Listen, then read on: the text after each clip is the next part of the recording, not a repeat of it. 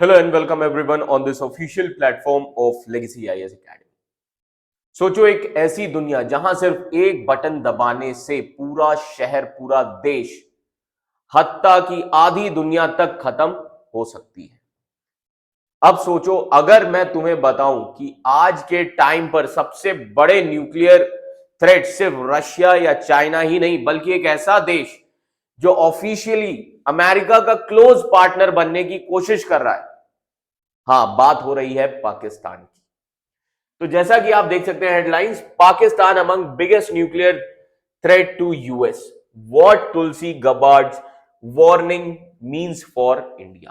So this we need to understand. Recently US की top intelligence chief Tulsi Gabbard ने एक shocking report दी है जिसमें उन्होंने पाकिस्तान को उन कंट्रीज के साथ खड़ा कर दिया है जो दुनिया के सबसे डेंजरस न्यूक्लियर प्लेयर्स माने जाते हैं, जैसे चाइना, रशिया और नॉर्थ कोरिया।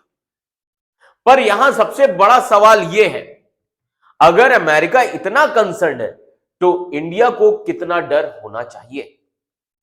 क्या पाकिस्तान सिर्फ एक रीजनल थ्रेट है या एक टिकिंग न्यूक्लियर टाइम बॉम्ब?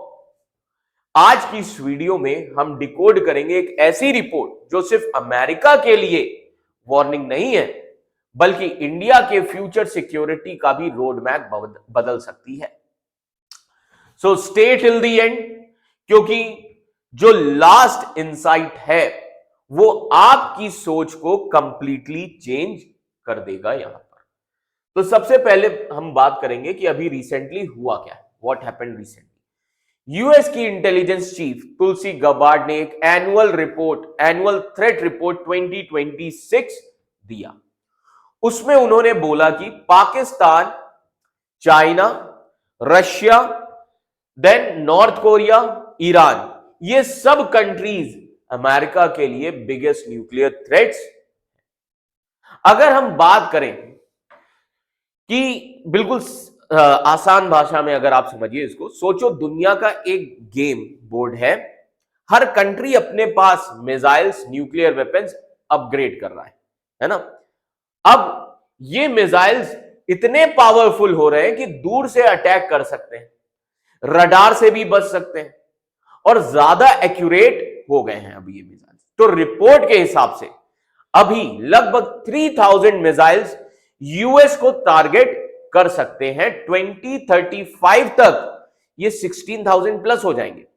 अभी रिपोर्ट में क्या आया? रिपोर्ट में यह आया कि अभी तो लगभग 3000 मिसाइल्स हैं जो यूएस को टारगेट कर सकते हैं, पर 2035 तक ये 16,000 प्लस हो सकते हैं। ठीक है, अब इन सभी रिपोर्ट में पाकिस्तान पर क्या बोला गया, why Pakistan is a concern, ये सबसे इंटरेस्टिंग पार्ट है ना, कि पाकिस्तान पर क्या बोला गया। पाकिस्तान भी अब सिर्फ इंडिया के लिए थ्रेट नहीं बल्कि फ्यूचर में यूएस तक रीच करने वाली मिसाइल्स बना सकता है। अब मतलब क्या है इस चीज का? पाकिस्तान अपनी मिसाइल टेक्नोलॉजी को अपग्रेड कर रहा है। अगर ये ट्रेंड चला तो Pakistan ICBM, inter continental ballistic missiles बना सकता है। ठीक है, अब सवाल यह है, इंडिया के लिए ये न्यूज इतनी ज्यादा डेंजरस क्यों है ना? अब आइए इसको समझते हैं। सी, सबसे पहली चीज जो इस रिपोर्ट में बोली गई, पाकिस्तान की न्यूक्लियर पॉलिसी अनक्लियर है। जी हां, ये बिल्कुल सही बात है, पाकिस्तान की न्यूक्लियर पॉलिसी बिल्कुल अनक्लियर है।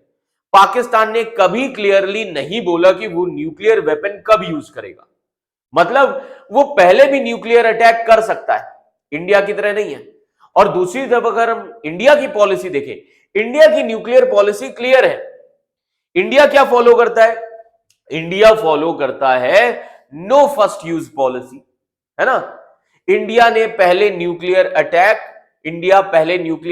नहीं करेगा इंडिया की पॉलिसी के हिसाब से, सिर्फ इंडिया रिटेलिएशन करेगा, है ना। एंड नॉन न्यूक्लियर कंट्रीज पे भी इंडिया कभी न्यूक्लियर यूज नहीं करेगा। ठीक है, अब इन सभी चीजों में हमें समझ में आता है सामने पाकिस्तान का अग्रेसिव एटीट्यूड। पाकिस्तान के आर्मी चीफ आसिम मुनीर, इन्होंने क्या बोला? इन्होंने ये बोला था अगर हम गिरे तो दुनिया को भी लेके जाएंगे साथ में। मतलब क्लियरली इन्होंने न्यूक्लियर थ्रेट की धमकी, ठीक है।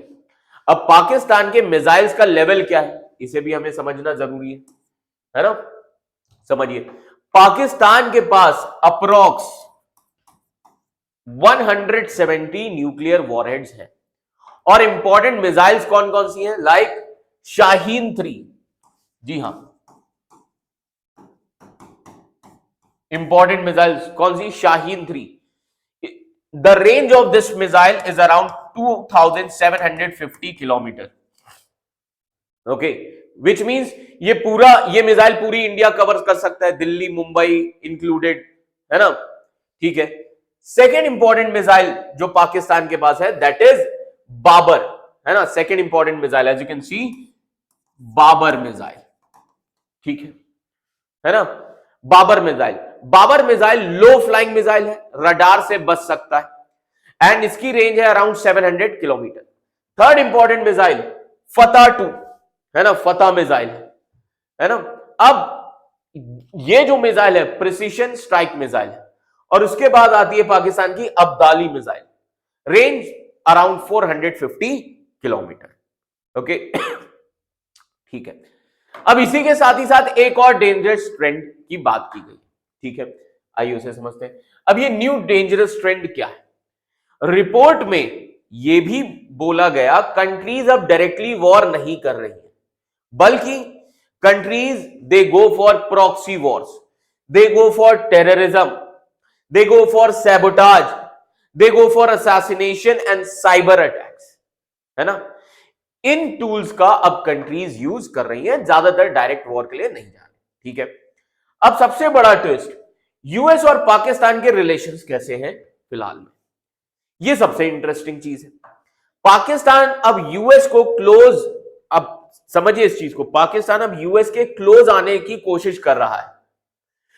प्राइम मिनिस्टर शहबाज शरीफ ने डोनाल्ड ट्रंप को सेवियर तक बोला, फिर भी यूएस को न्यूक्लियर थ्रेट लिस्ट में, है ना, समझिएगा, फिर भी United states of America Pakistan को न्यूक्लियर थ्रेट की लिस्ट में लिख रहा है, न्यूक्लियर थ्रेट की लिस्ट में डाल रहा है ना, यूएस ने, ठीक है। अब इंडिया को इससे क्या सीखना चाहिए, व्हाट वी कैन अंडरस्टैंड, है ना, what should be a lesson for India.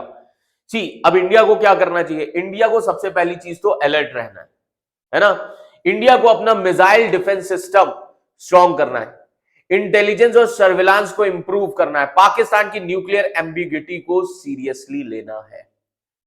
तो ओवरऑल अगर हम इस सिनेरियो को देखें, पाकिस्तान अब सिर्फ इंडिया के लिए रीजनल थ्रेट नहीं है, बल्कि ग्लोबल न्यूक्लियर रिस्क बन रहा है और इसलिए इंडिया को और ज्यादा कॉशियस रहना पड़ेगा। ये चीज अब हमें समझना है।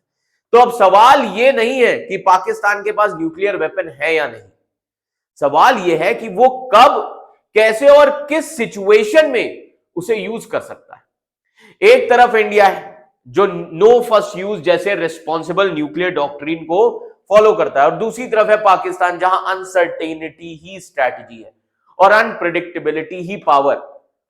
तो और जब एक न्यूक्लियर नेशन के पास क्लैरिटी नहीं होती, तब वो सिर्फ एक कंट्री नहीं बल्कि एक ग्लोबल रिस्क आप कह सकते हैं यहां पर फैक्टर बन जाता है। तो ये रिपोर्ट सिर्फ वार्निंग नहीं है, ये एक सिग्नल है कि फ्यूचर वॉर सिर्फ बॉर्डर्स पर नहीं बल्कि मिसाइल रेंजेस, न्यूक्लियर डॉक्ट्रिन्स और स्ट्रैटेजिक एम्बिग्युइटी के बीच लड़े जाएंगे। और इंडिया के लिए मैसेज क्रिस्टल क्लियर है यहां पर, stay alert, stay prepared and stay ahead, क्योंकि आज का जियोपॉलिटिक्स सिर्फ पावर का गेम नहीं है, सर्वाइवल का गेम बन चुका है।